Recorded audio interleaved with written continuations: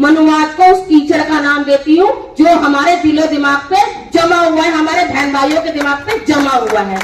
जिन महापुरुषों ने अपना सब कुछ गंवाकर हमें इस लायक बनाया, तो हमारा भी फर्ज बनता है उन्हें कुछ देने का।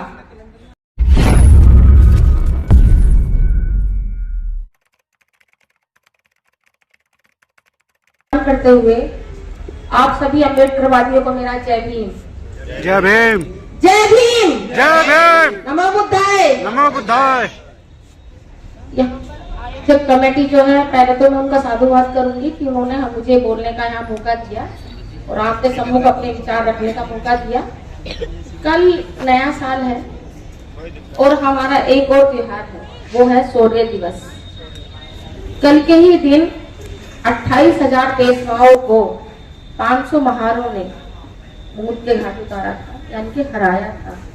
इतने सूरवीर थे हमारे जो पूर्वज रहे हैं। अब बात कैलेंडर की हो रही है और संदीप बोध जी ने बहुत कुछ बता दिया है कैलेंडर से। और हमारे घर में हमारे महापुरुषों के फोटो होना चाहिए, कैलेंडर होने चाहिए और वो हमारे ही होने चाहिए, क्योंकि अगर आप दूसरे कैलेंडर खरीदोगे तो उनमें तो वो हिंदू त्योहारों के ही नाम लिखते हैं, उनमें हमारे पूर्वजों का या हमारे त्योहारों का कोई भी अता पता नहीं होगा। तो सबसे पहले तो हमारे घरों में हमारे ही कैलेंडर होने चाहिए। जो भारत कैलेंडर है उनके संस्थापक को मैं बहुत बहुत मंगल कामनाएं देना चाहती हूँ। अब बात आती है बुद्ध धर्म की। देखिए, हम बाई बर्थ तो बहुत कम लोग होंगे जो बुद्ध धर्म में आए हैं। सब हिंदू धर्म को ही लात मारकर बुद्ध धर्म में आए हैं और बुद्ध धर्म में हमें जो लाए हैं वो कौन लाए हैं? बाबा साहब। हम बुद्ध धर्म के बारे में कुछ नहीं जानते थे। मैं बता दूं, मैं तो कुछ नहीं जानती थी और मैं बाबा साहब के बारे में भी नहीं जानती थी। ये कड़वी सच्चाई है, क्योंकि हमारे माँ बाप या हमारे दादा दादी उन्होंने कभी बताया ही नहीं। हम तो सोचते थे जो हमें अधिकार मिले हुए हैं वो सरकार देती है। सच में बता दूं, यही था, क्योंकि मैं कम पढ़ी लिखी थी, पढ़ी लिखी थी ही नहीं।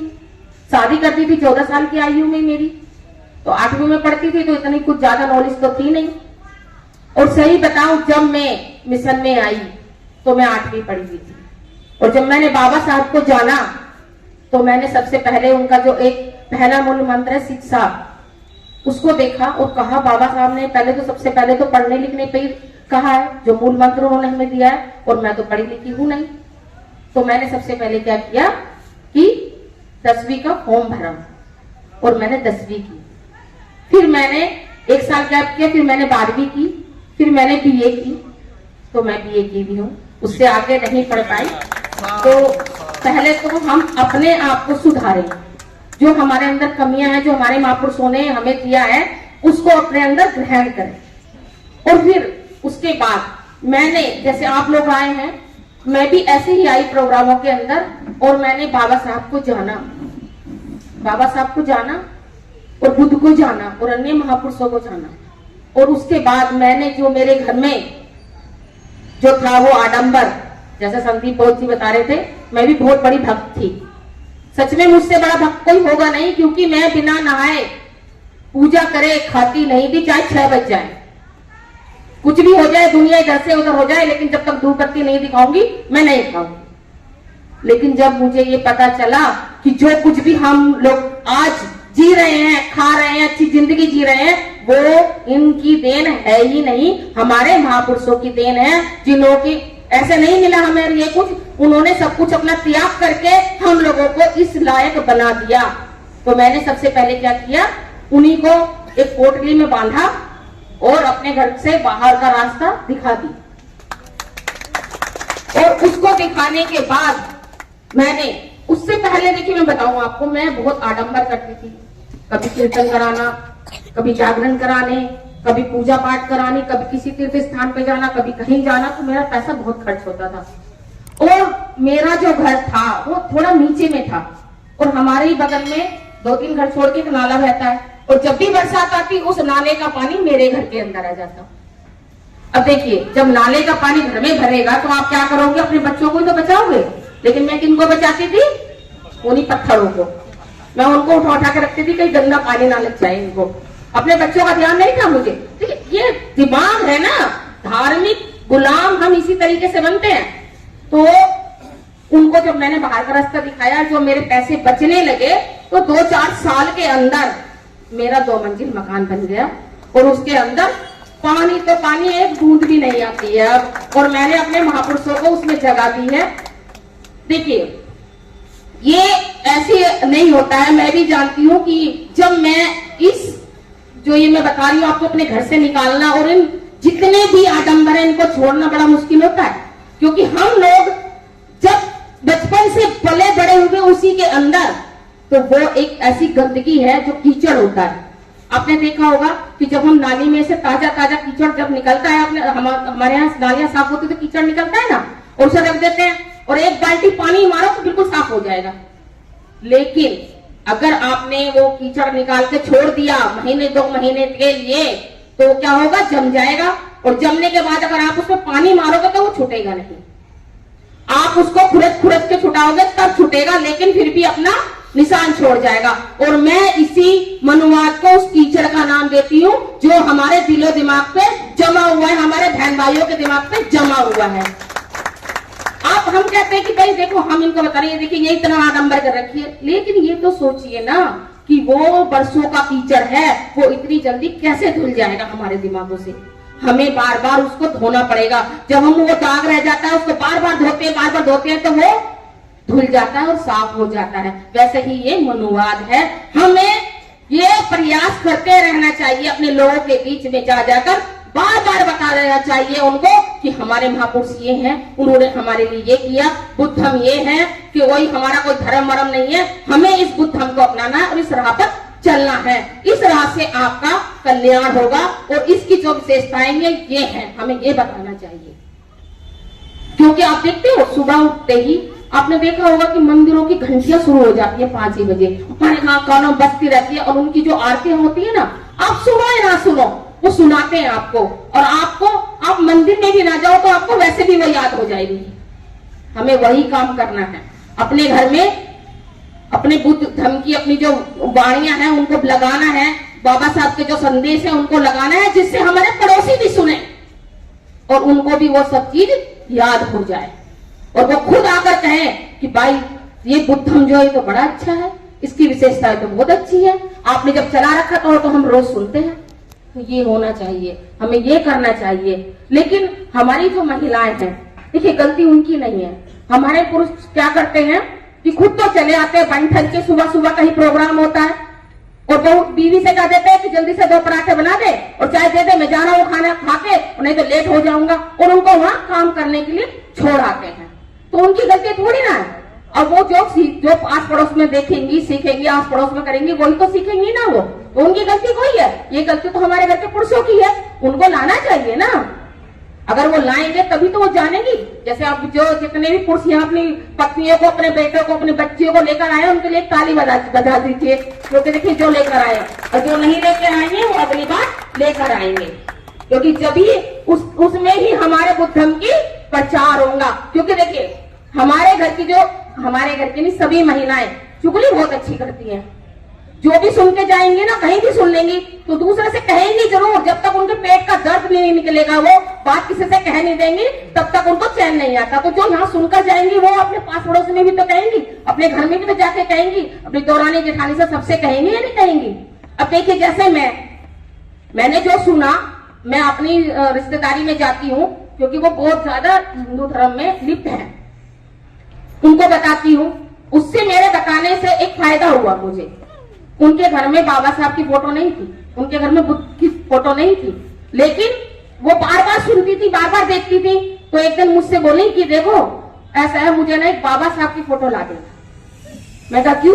करी मैं घर में लगाऊंगी। अब बताइए, वो 33 करोड़ों के फोटो तो खरीद कर रख सकती हैं, चाहे वो कितने का भी आ जाए, लेकिन 100 रुपए का एक फोटो बाबा साहब का उनसे खरीदा नहीं गया। ये तो हमारे जो रिश्तेदार हैं, चाहे हम हैं चाहे कोई भी है, ये बहुत ज्यादा मतलब दुख की बात है कि भाई आप हजारों रुपए की वो तस्वीर तो ले आते हैं जिन्होंने आपको कुछ नहीं दिया, लेकिन जिसने अपना सब कुछ कुर्बान करके आपको उनको खरीदने लायक बना दिया, उनकी फोटो आप नहीं ला सकते। ये विडंबना है। तो मैंने उनको बाबा साहब की फोटो दे दी। अब कुछ दिन बाद फिर फोन आया मुझे कि वो दीदी, मैंने कहा बुद्ध की और फोटो दे देना मुझे। फिर मैंने उनको बुद्ध की फोटो दे दी। अब जो मेरी छोटी वाली देवरानी है उसने देखा कि बड़ी वाली के घर में तो बुद्ध की फोटो भी लगी है, बाबा साहब की लगी है। उनसे पूछा कि ये कहाँ से लाई हो? तेरी दीदी ने दी है। तो उसने मुझे फोन करा कि मुझे बाबा साहब की और बुद्ध की दोनों की चाहिए एक साथ। तो फिर मैं वो भी दे आई। तो हमें निरंतर प्रयास करते रहना चाहिए, हमारा धर्म इसी तरीके से बढ़ेगा। और आपको एक बात और बता दूं, देखिए ज्यादा बात नहीं है क्योंकि उनको कहीं और भी जाना है, फिर कभी बताऊंगी। हमें बुद्ध धर्म के प्रचार के लिए हमेशा प्रयास रहना चाहिए, क्योंकि जो हमारे महापुरुष हैं उन्होंने भी तो हमारे लिए टाइम दिया ना, अपना सब कुछ कुर्बान किया। तो हमारा फर्ज बनता है कि हम अपना 2-2 घंटे बाबा साहब, चाहे बुद्ध प्रचार, चाहे अपने अन्य महापुरुषों की जितना भी जो कुछ भी हमें आता है, जो कुछ भी आता है उसका प्रचार जरूर करें। और जब हम प्रचार करते रहेंगे तो हमारा बाबा साहब का एक सपना था कि भारत बौद्ध में होना चाहिए और हमारा ही शासक होना चाहिए। तो अभी तक भारत ना तो बौद्ध में हुआ है, ना ही हमारे शासक बन रहे हैं। तो उसके लिए हमें प्रयासरत रहना चाहिए ना। हम अपने बाबा साहब की 2 इच्छाएं तो पूरी कर सकते हैं ना। अब इस काबिल बन चुके हैं। उस टाइम पे जब बाबा साहब के चाहे अन्य महापुरुष थे तब तो कुछ भी नहीं था उनके पास में। आज हमारे पास बंगले हैं, गाड़ियां हैं, अच्छी नौकरियां हैं, हम आ जा सकते हैं, हमें जाने की पूरी आजादी है। तो क्या हम 2 घंटे अपने महापुरुषों के लिए नहीं दे सकते? देना चाहिए। देखिए मैं हूँ, मेरा भी तो एक परिवार है, पूरा परिवार है, उसके लिए भी समय देती हूँ और समाज के लिए भी समय देती हूँ। क्यों देती हूँ? क्योंकि मेरा फर्ज बनता है। जिन महापुरुषों ने अपना सब कुछ गंवाकर हमें इस लायक बनाया, तो हमारा भी फर्ज बनता है उन्हें कुछ देने का। तो इसके लिए सब महिलाएं तैयार रहें, सिर्फ घर तक में ही सीमित ना रहे, क्योंकि घर तक तो हम सीमित तब पर भी थे तब हमें संविधान में 50% की भागीदारी नहीं मिली थी। तब पर भी हम बच्चे ही पैदा करती थी, 4 लाते खाती थी और वहीं मर जाती थी। लेकिन बाबा साहब ने उस गंदगी से, उस गुलामी से हमें आजादी दी और हमें बराबर 50% की भागीदारी। तो अगर पुरुषों का फर्ज बनता है मिशन में काम करने का, तो हम महिलाओं का भी फर्ज बनता है मिशन में काम करने का। तो देखिए जो कुछ भी हमारे महापुरुषों ने दिया वो सब कुछ खत्म होने की कगार पे आ चुका है, ये किसी से छुपा नहीं है। ये सब जानते हैं कि जिन लोगों से बाबा साहब ने हमें छीन कर हमें सब कुछ दिया, आज उन्हीं लोगों के हाथ में हमने दोबारा दे दिया। और जिसका राजा होता है, जिसका सब राजनीति मजबूत होती है, उसका ही सब कुछ मजबूत होता है। चाहे आर्थिक स्थिति हो, चाहे राजनीतिक स्थिति हो, चाहे धर्म हो। तो अगर हमें इन सब चीजों को बचाना है, अपने आने वाली पीढ़ी के लिए कुछ बचाकर रखना है या उनको कुछ देना है, जैसे हमारे महापुरुष हमें देकर गए, हमें भी तो अपने बच्चों को कुछ देना चाहिए नहीं चाहिए? उनका ही फर्ज थोड़ी ना था कि जो हमें वो देकर गए हमें अपने बच्चों को, आने वाली पीढ़ी को कुछ देना नहीं है। अगर हम कुछ नहीं देके गए और हमने सब कुछ खत्म करवा दिया तो हमारी आने वाली पीढ़ी हमें गालियां देगी कि देखिए हमारे महापुरुषों ने अपना सब कुछ गंवाकर हमें उस कारवा को खींचकर यहाँ तक लाए, और जो हमारे बाप दादा रहे उस जो उन्होंने हमें दिया उसको तो बचा नहीं पाए। हमें कुछ देकर तो नहीं गए, लेकिन जो कुछ उन्होंने दिया वो उसको भी वो बचा नहीं पाए और आने वाली पीढ़ी हमें गालियां देगी। तो उन गालियों से बचने के लिए हमें मिशन में 2 या 3 या घंटे या 1 घंटा जरूर देना चाहिए और अपना प्रचार करना चाहिए और अपना शासक बनाना चाहिए, क्योंकि 2 ही तो बाबा साहब की इच्छा है कि शासक बनना और एक बौद्ध में भारत बनाना। तो हमें इन दोनों के लिए काम करना चाहिए दिन रात, तभी हम सफल होंगे और हमारी आने वाली पीढ़ी गुलामी से बच जाएंगी। जय भीम, नमो बुद्धाय। 4 लाइनें बाबा साहब के लिए जरूर कहूंगी, क्योंकि मैं हमेशा कहती हूँ एक प्रोग्राम में कहीं भी जाती हूँ, बाबा साहब आपने कमाल कर दिया, बाबा साहब आपने कमाल कर दिया। बरसों की गुलामी से हम महिलाओं को आजाद कर दिया, बरसों की गुलामी से हम महिलाओं को आजाद कर दिया। मान सम्मान की जिंदगी से माला माल कर दिया, इसलिए मैंने भी अपना जीवन, इसलिए मैंने